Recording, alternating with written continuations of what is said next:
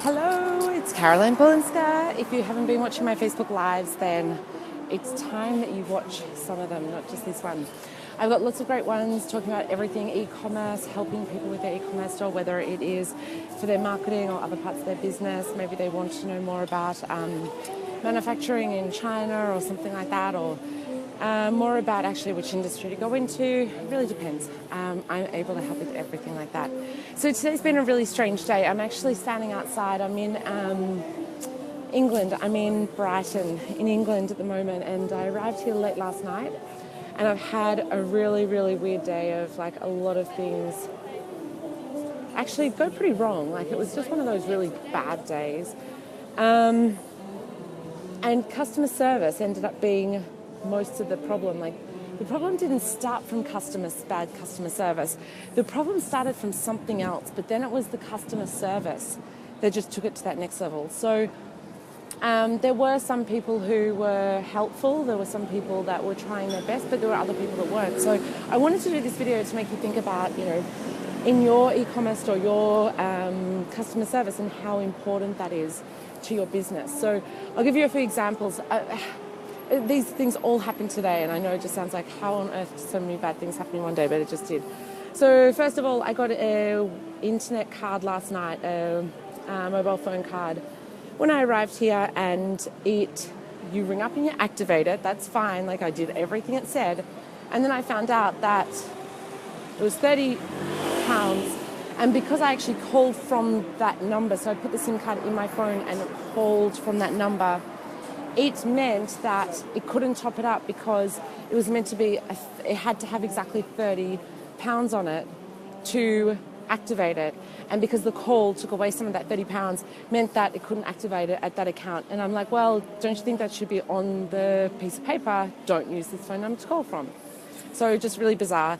So none of it was my fault. So then they make me go and put another £10 onto the account, which I didn't think was fair, because for me it's like, well, I didn't do anything wrong in the first place. Your instructions were wrong. Like if your instructions aren't written right, and he even said like other people have come in and complained, they won't refund me because I bought it at the airport, I didn't buy it here, blah, blah, blah, blah, blah. So it was just ridiculous. That guy tried to help me a bit. He ended up telling me to go to his competitor. But it was like 2 hours or 3 hours in that one shop. Then I had to go to the next one, and he activated it. I tested it before I left the shop. It was working. And then I left the shop and I got all the way to the train station, and it was like a half an hour walk, and it ended up saying that it wasn't working anymore. So I went back, and he was just rude about it. Like at first he was really, really nice to me, and then he got really, really rude. It's like, hang on a second. I was here. I purposely tested it in front of you. And then I've left the shop and it just stopped working suddenly. And you're treating me rudely, whereas I've come back and gone, hey, this was just working 30 minutes ago. So that was really bad customer service, and that really annoyed me. And then I had another guy today. Yeah, this all happened in one day. Then I had another guy today. I'd emailed him about something a while ago about using his services. And I ended up emailing him today because we were meant to talk yesterday, I think it was. And I emailed him, I said, hey, I'm really busy, I'm traveling at the moment, I haven't had internet for the last few days, but can we hold off for a few weeks, and I'll talk to you in a few weeks about your services. And he replied with, it was something along the lines of, no, don't worry about it, let's just move on from this, good luck. And I was like, wow, I wrote back and I said, wow, that is the worst customer service. It was actually for business consulting, like business coaching. I've always got a business coach of some sort, and I'm looking for a new one. I've got one, but I always like to have, two different people that I can talk to. So I was looking for a new business coach. So this was his chance to show me how great he was going to be to help me with my business. And it ended up being that I just wrote back and I was like, wow, that is the worst response I've ever read. Thank God I didn't actually work with you, because you wouldn't be able to actually teach me anything if that's how you treat people. That I'm talking, like finding out about if I want to work with you. We haven't even this is like him on his best behavior, yeah? So that was fine. I got rid of him, but I just found that really weird customer service to be so rude, whereas I'm saying, hey, let's talk again in a couple of weeks. His ego must have been bruised, or maybe one too many people have rejected him, so he decided to be rude. And then I had another experience today in a restaurant where there was like crushed seafood shell all the way through the food, and they kept on just standing there. Two waiters kept on going, well, there's nothing I can do about it. There's nothing I can do about it. And I'm like, well, there actually is something you can do about it. You can replace it with food that's actually good to eat. And they were so rude. The manager, like I was saying, this is like the worst customer service. You can't treat people so rudely. And he was like, oh, he actually said, shut up. And I was like, did you just tell me to shut up? And so then he goes, just leave the restaurant. And I'm like, hang on a second. I'm saying to you that this is really not good enough. They made me pay, by the way. But the thing was the fact that there was something that he can do, was replace the meal that was so bad that I couldn't eat because it was like seafood shell. I've got photos of it, shells through the whole food. And and I said to him, I go, I'm not raising my voice, I'm not being rude, I'm not saying anything rude to you, I'm not being like, I was talking just like this is just not good enough. And he's like, you're offending me. And I'm like, but I'm not telling you that you did it wrong, I'm telling you that the staff have not made it properly, so I think it should be replaced and I should be eating food that I can eat. Anyway, it's 8 o'clock on a Friday night here in where am I, Brighton? Don't even know where I am. And there was no one, like there was one table of people in this whole restaurant and it's right on the beach. And I was like, oh my God, right in the center, and there was no one. And I said to him, like, didn't say it loud, I just said, do you wonder why maybe there's no one in here? Like, if this is the way you treat people, if the food's this bad, someone else had actually complained at the table next to me for the size of the meal, saying that they were absolutely ripped off with the food that they got. So do you wonder why the locals don't come here if this is the way you treat people? That, just because it's in a touristy area, my friend actually works at a restaurant right around the corner and it's full all the time. I just went in and met up with him and his restaurant's always full. So for people to say, oh, but that's a touristy area, so only the tourists go there. No, if you've got good customer service and your food's good, people are going to come there. So the case in that restaurant, it wasn't the guys that were rude in the first place. It was the fact that, I was complaining about the food. But it was their customer service that really sent it over the edge, where it just makes you think, why on earth would people go back there? I'm complaining about it now. I'll put a post up on, that whatever that food website is, and I'll say, that's awful. But the thing is that with a good customer service, you can actually fix these problems. You can make sure that these things don't happen in your business. If someone writes into you and says, hey, I'm not happy with your product, then refund them. Or find them a solution, or do something to fix it, or ask them what they want in return. And that was one thing that this guy said to me. He said, well, what do you want? After I'd already paid, because I was like, well, I shouldn't really have to pay for this. And he was, oh, well, I'll go and do something for you now. And I go, but you've had all this time to offer me something, and now you're saying it after I've actually paid. I said, that's, what does that actually do for me? So if someone comes to you and says, hey, I don't like what you're selling me, I don't like it for some reason, you need to take the feedback. And actually at this restaurant, on the bottom of their receipt, it said, please give us feedback, good or bad. And I was like, that's really ironic that you've got that on your receipt, but yet when I actually give you feedback, and I wasn't rude, like the other guy, he was yelling loudly, so I get it, he doesn't need to yell loudly. And no one should have to, I shouldn't have to raise my voice. I should just be able to say, hey, look, I can show you what the problem is, and it needs to be fixed. And all they had to do was do something to fix it. So, how many complaints do you get in your business? Are you constantly getting complaints? Do you have the same sort of complaint over and over? Maybe it's a complaint that you know about. Maybe it's like a really big one in e-commerce is that you might have created a product in China, had a product made in China, and just the quality is really, really bad. I had this experience when I had my shoe label.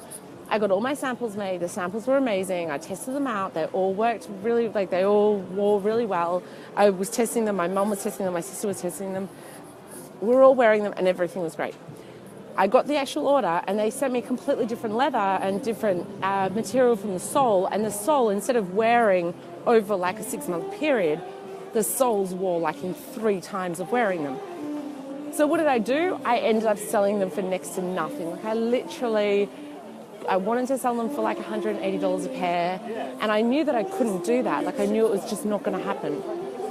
I stupidly didn't have insurance to fix that, to do something about it. So I ended up selling the shoes for $20 a pair over at the market. And you know what? It's actually, I had that, when I was doing that, that was 8 years ago, 9 years ago. I actually got an email from someone just last week who she messaged me, or a couple of weeks ago, and she said, hey, I don't know if you remember me, but I bought so many pairs of your shoes at the markets. I just saw your email address there and I just wanted to reach out and see how you are, what you're doing. And she was just being really nice and friendly. The thing is, I know that those shoes didn't last as well as what they should have lasted. But she wasn't complaining because she got a really good price for it. Like, she knew it's $20. Now, if I would have sold them for $180 like I wanted to, then of course people are going to complain. They're going to say, hang on a second, this is not good enough. So think about that. If you've got a problem like that in your business, for instance, if you know that you got a product made and it's not up to the quality that you expected it to be, don't try to sell it for the price that you want to sell it for. It's just not going to work. Like that whole Samsung thing at the moment, that Samsung is, all the phones are catching on fire. I guarantee you that during testing, they would have known that. That would have come up and they still didn't do anything about it, even when it all started to come like out in the open. And now there's been like the most ridiculous cases of people like actually catching on fire. I don't know if there was deaths, but there's been some really big dramas about that. So the thing is, make sure that if you know that your product is not up to standard, then you've got to take that into consideration and do the right thing. Make sure that you're doing the right thing so then your customer service can deal with it. So let's say, for instance, you just lower the price. Okay, Samsung had to just take it off the market. But let's say like my shoes, you lower the price. And then if people come back to you and they say, hey, I paid $20 for these shoes, you can say, yeah, well, you know what, they were actually meant to be $180 shoes. I'm sorry, that's the quality and that's why we're selling them at that price, because it's not the quality that I expected for the price that I wanted to sell it at, but I'm giving you this discount. If they're still complaining, then you say, fine, I'll give you a refund for it. But you can't expect them to just put up with that. It's not how we work, and how would you want to be treated as a customer? So think about your customer service. Could you do something better? Is there something that you should be changing in your customer service? Do you need a better process? Do you need to have better systems in place that, when a complaint comes through, is it going to the right person? Like those guys today in the restaurant, what he said, one of them said, oh, this other guy's only been here for 4 weeks, so it's not his fault. And I'm like, if he's working in a restaurant, he needs to have good customer service. I don't care if he's been there for 4 weeks, or I don't care if he's been there for 4 years. His customer service skills should be exceptional. If he's working there, that's not my problem that he's only new to the job. That's not what I'm paying for. I'm paying for good customer service in a restaurant. So do you have the right process in place? Do you maybe need, if, for instance, a complaint comes through and you have someone working for you, do you go through the correct procedure? Maybe you need to have a follow-up email. Are you actually following up with people after the complaint and coming back to them maybe a month later or 2 weeks later and saying, hey, I know you were in touch with us and you had a complaint. Hi, Scott, but do you have the situation where you could do something better to make those people feel more special, that, okay, they weren't happy, you gave their money back or whatever you did for them, but you reaching out to them again and saying, hey, I just wanted to let you know that, this is how, just want to make sure that you're okay, or how did the process go?